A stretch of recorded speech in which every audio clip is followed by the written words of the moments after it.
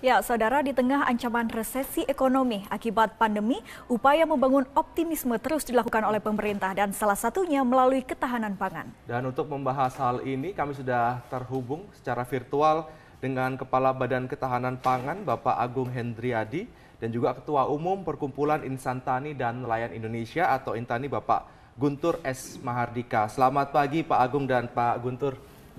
Silakan dicopot. Selamat pagi, Mas. Ya, selamat pagi Mbak Silta, Mas Yoga. Selamat pagi, Pak. Saya akan ke Pak Agung terlebih dahulu.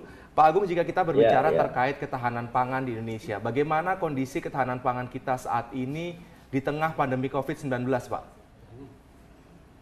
Baik, terkait dengan kondisi ketahanan pangan, memang kita selalu melakukan pengukuran hampir setiap bulan kita updating kondisi produksi kita, stok kita, dan sebagainya bersama stakeholder yang ada.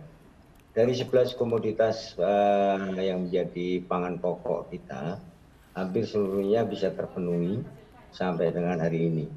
Bahkan untuk beras saja sampai akhir bulan September itu kita punya sekitar 7 juta ton. Dan kita harapkan bahwa pada semester 2 ini yang dimulai pada bulan Juni kemarin, sampai Desember itu kita akan mempunyai target luas tanam 5,6 juta hektar. Artinya di situ ada tambahan produksi sekitar 12 sampai 15 juta ton. Nah, dari kalkulasi tersebut sampai dengan akhir tahun kita kalkulasi kita punya surplus kira-kira 5 sampai 6 juta ton. Dan surplus itu kita juga monitor terus, stok itu ada di Bulog, stok ada di penggilingan, ada di pedagang, dan ada di rumah tangga tentunya. Nah, begitu juga dengan komoditas-komoditas lain, kita juga langsung melakukan monitoring terus-menerus. Ada memang dua komoditas yang kita masih tergantung pada impor. Yang pertama adalah bawang putih, yang kedua adalah daging sapi kerbau. Dan itu kita kalkulasi berapa kebutuhan kita dan importasinya kita rencanakan dengan baik bersama dengan kementerian yang lain. Baik, Mas. Ya, baik, artinya kondisi ketahanan pangan masih stabil dan hingga akhir tahun masih surplus begitu ya, Pak Agung. Dan Insya Allah. Saya ke Pak Guntur. Ini juga data BPS menunjukkan nilai tukar petani naik, Pak, di masa pandemi COVID-19 ini. Apa di tingkat petani ini memberikan dampak atau manfaat yang signifikan? Oh ya, jadi dalam kondisi saat ini kita senang dan bangga ya. Nilai tukar petani pada semester 2 ini terutama mengalami kenaikan. Di awal-awal tahun 2020 memang sempat menurun dibandingkan sebelumnya, tetapi trennya menaik dan justru di tengah pandemi ini adalah petani sekarang menikmati kenaikan dari harga-harga. Jadi harga pangan khususnya misalnya beras atau gabah saat ini sudah mencapai 5.000-an ya, 1 kilo. Nah, ini sebenarnya adalah dampak positif dari COVID. Di satu sisi memang memberikan dampak negatif yang luas, tapi di sisi lain untuk sektor pertanian ini adalah momentum bagaimana pertanian ini bisa dijadikan satu sektor keunggulan ekonomi nasional Indonesia. Dan Pak Jokowi sudah menyampaikan juga kemarin kuartal 2 bahwa pertumbuhan sektor ekonomi, sektor pertanian tertinggi di situ ada 16,sekian %. Betul. Jadi apa yang sampaikan tadi Pak Agung itu menenangkan kita kalau memang sampai akhir tahun kita stok pangan masih cukup bagus. Nah, cuma memang ada beberapa hal yang harus diwaspadai. Pertama memang tadi baru dari sisi ketersediaan pangan. Nah, ada 3 faktor lainnya. Di situ akses pangan, kemudian ada pemanfaatan, dan satunya lagi adalah stabilitas pangan itu sendiri.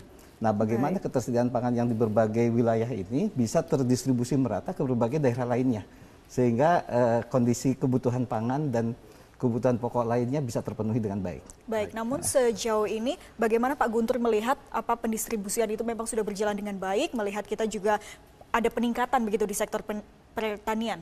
Ya, kalau di sisi produksi kelihatannya saat ini memang sudah cukup ya, cuma memang masih ada kendala-kendala di distribusi di mana satu wilayah masih surplus pangannya, tapi di wilayah lain pangan dan produk pertaniannya kurang. Baik. Nah ini ditunjukkan dengan adanya disparitas harga yang cukup tinggi. Oke. Gitu. Iya. Pak Agung, tadi Pak Guntur sempat menyinggung terkait hal yang perlu diwaspadai adalah akses dan juga distribusi. Apakah Pak Agung melihat distribusi ini juga menjadi poin yang perlu menjadi catatan di tengah pandemi COVID-19 ini, Pak? Ya, terima kasih Mas. Jadi apa yang dikatakan Pak Guntur betul, bahwa yang saya sampaikan adalah ketersediaan pangan secara nasional. Tetapi perlu kita harus melihat ketersediaan pangan di tiap-tiap provinsi. Karena tidak ada satu negara pun yang setiap provinsinya adalah surplus terhadap komoditas tertentu. Kita di Indonesia juga demikian, tidak semua provinsi surplus terhadap cabai, tidak semua surplus terhadap bawang merah. Jadi kemampuan kita untuk melakukan distribusi ke seluruh wilayah Indonesia menjadi penting. Saya melihatnya bahwa akses pangan ini sangat terkait dengan distribusi. Jadi kalau kita bisa mendistribusikan dengan baik, maka masyarakat akan mempunyai akses yang baik. Tentu distribusi ini ada kaitannya dengan stabilisasi harga. Mana kita distribusinya bagus, berarti harga bisa stabil, tidak ada lonjakan-lonjakan harga, disparitas harga antar provinsi, antar pulau itu bisa kita kendalikan. Dan itu kita sudah lakukan, walaupun belum maksimal tentu, karena dalam kita menghadapi COVID-19 ini, suka nggak suka, mau nggak mau, pasti PSBB akan mempengaruhi distribusi pangan kita. Oleh karena itu, pemerintah tentu melalui Kementerian Pertanian dan juga stakeholder yang lain, kita melakukan intervensi itu. Pengiriman pada daerah-daerah yang defisit itu harus kita lakukan saat ini. Saya rasa itu, Mas. Baik, artinya memang sudah ada sejumlah langkah antisipasi ya Pak terkait dengan distribusi hasil pertanian ke provinsi di Indonesia, khususnya dalam masa pandemi COVID-19 ini. Ya, kita sudah membuat mapping tiap bulan, malah tiap bulan kita mappingkan di mana provinsi yang surplus, di mana provinsi yang defisit. Itu juga yang ditekankan oleh Bapak Presiden beberapa waktu yang lalu. Distribusi kita tidak boleh terganggu. Artinya bahwa di sini pemerintah harus melakukan intervensi dari kondisi-kondisi yang ada sekarang. Ya. Baik, dan kembali saya ke Pak Guntur. Tadi dikatakan untuk sektor pertanian kita bisa dikatakan aman, stabil, bahkan hingga akhir tahun ini surplus. Namun bagaimana dengan sektor perikanan, Pak? Bagaimana para nelayan ini, apakah juga di masa pandemi ini mendapatkan manfaat atau justru sebaliknya? Ya, justru memang sumber daya yang basisnya pertanian dan kelautan untuk masa pandemi ini adalah satu komoditas unggulan. Baik. Di sektor kelautan, ekspor untuk perikanan juga masih tetap tumbuh signifikan. Dan ini juga merupakan sesuatu yang memberikan kontribusi positif ya dalam pertumbuhan ekonomi nasional. Baik. Nah, memang PR-nya adalah bagaimana momentum ini dijadikan satu momentum untuk membangun kemandirian dan meningkatkan kesejahteraan petani, kesejahteraan nelayan. Baik. Nah, Pak Presiden sudah mengusulkan dan ini tinggal mengimplementasikan, dan ini juga diingatkan berulang-ulang bagaimana para stakeholders bisa melahirkan satu korporasi petani yang mungkin ini adalah menjadi salah satu cara bagaimana petani secara terintegrasi bisa terbantu sehingga dia tingkat kesejahteraannya bisa naik sesuai harapan. Nah, satu lagi tadi memang di Badan Ketahanan Pangan dan Kementan ini fokus di produksi. Ya. Nah, kelihatannya memang perlu ada integrasi kementerian lainnya seperti Kementerian Perdagangan yang salah satunya mengatur distribusi. Betul. Mengatur juga pasar gitu kan. Nah, bagaimana ini bisa teratasi dengan baik. Baik. Jadi artinya para nelayan juga merasakan manfaat yang kurang lebih sama dengan para petani, Pak ya. Betul. Meskipun di dalam pandemi COVID-19 ini. Betul. Ya. Ya. Saya ke Pak Agung. Pak Agung, data dari BPS menyatakan bahwa salah satu sektor ekonomi yang mengalami peningkatan adalah sektor pertanian mencapai 16,4% dan nilai tukar mencapai 101%. Nah, apakah ini bisa dikatakan atau sedikit diambil kesimpulan bahwa pertanian ini bisa menjadi salah satu tulang punggung kebangkitan perekonomian Indonesia, Pak? Sepertinya apa yang data-data yang disampaikan oleh BPS terkait dengan pertumbuhan sektor pertanian NTP menjadi sangat penting bagi tumbuhnya perekonomian nasional. Kita menyadari bahwa kenapa pertanian bisa menjadi andalan seperti ini, karena kalau makan itu nggak boleh ditunda. Oleh karena itu penyediaan pangan harus terus kita lakukan. Mudah-mudahan pada kuartal ketiga tahun 2020 ini tentu posisinya tetap positif kita. Dan yang menggembirakan adalah NTP tadi telah mulai naik dan kita harapkan sampai akhir tahun targetnya 103. Nah, tapi satu hal yang ingin menjadi yang berada di perhatian kita adalah terkait tadi yang disampaikan oleh Pak Guntur juga, daya beli. Kita bisa memproduksi tetapi daya beli masyarakat turun. Artinya barang itu akan di tingkat petani.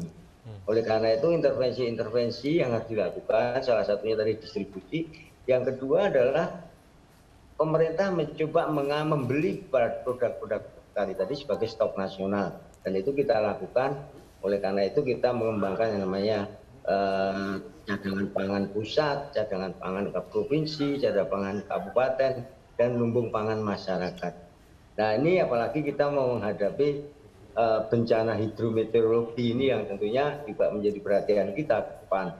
Mudah-mudahan dalam kuartal ketiga kita bisa terus tumbuh, dan tentunya hal lain di luar produksi tentu distribusi dan akses harus menjadi perhatian kita. Baik, Pak Agung, kita kaitkan dengan Undang-Undang Cipta Kerja, Pak, yang baru saja disahkan. Jika kita kaitkan juga dengan upaya menjaga ketahanan pangan. Ini pada pasal 122 Undang-Undang Ciptaker tahun 2020 ini mengubah ketentuan dalam Undang-Undang Nomor 41 Tahun 2009 tentang perlindungan lahan pertanian pangan berkelanjutan yang menyebutkan juga kepentingan umum atau proyek strategis nasional. Artinya ini lahan pertanian pangan maksud kami ini dapat dialihfungsikan, Pak. Apakah ini tidak bertentangan dengan upaya pemerintah dalam menjaga ketahanan pangan jika nantinya lahan pertanian pun bisa dialihfungsikan seperti itu? Ya, tentunya kita harus melihatnya secara global ya tentunya. Ya. Membangun negara ini kan tentu tidak hanya membangun pertanian. Artinya kalau diselenggarakan untuk kepentingan umum dan proyek strategis nasional, tentu ada pertimbangan-pertimbangan yang sangat mendalam dalam hal ini. Betul.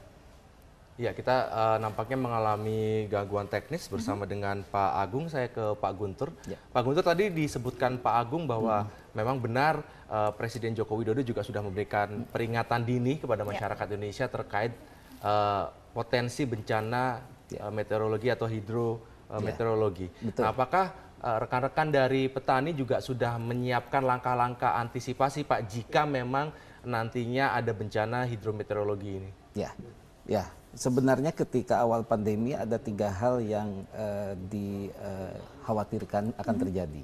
Pertama adalah tadi kita ketersediaan pangan yang kurang. Kedua soal tidak bolehnya impor karena negara-negara lain yang menahan berasnya. Nah, ketiga tentang cuaca.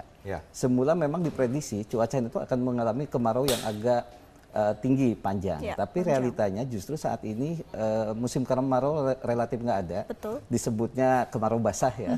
Dan sekarang curah hujan cukup tinggi yang tadi diingatkan Pak Presiden tadi. Nah, inilah yang sebenarnya bagaimana berbagai stakeholders bisa memitigasi ini sehingga petani tidak menjadi rugi dengan apa yang dilakukannya. Nah, infrastruktur di sektor pertanian seperti pengairan, tata kelola untuk irigasi dan lain kayaknya perlu diperhatikan utama lagi sehingga bisa mengatur air kondisinya dalam kondisi kering ataupun dalam kondisi yang kelebihan. Nah, ini yang perlu diinginkan. Nah, sedikit menanggapi tadi soal Undang-Undang Ciptaker ya terkait dengan lahan dan pertanian. Ya, memang di Undang-Undang tercantum seperti itu, tapi tetap ini harusnya menjadi satu pilihan terakhir. Dan kedua, turunan dari undang-undang harus ketat untuk membuka atau mengalihfungsikan lahan pertanian menjadi sektor lain.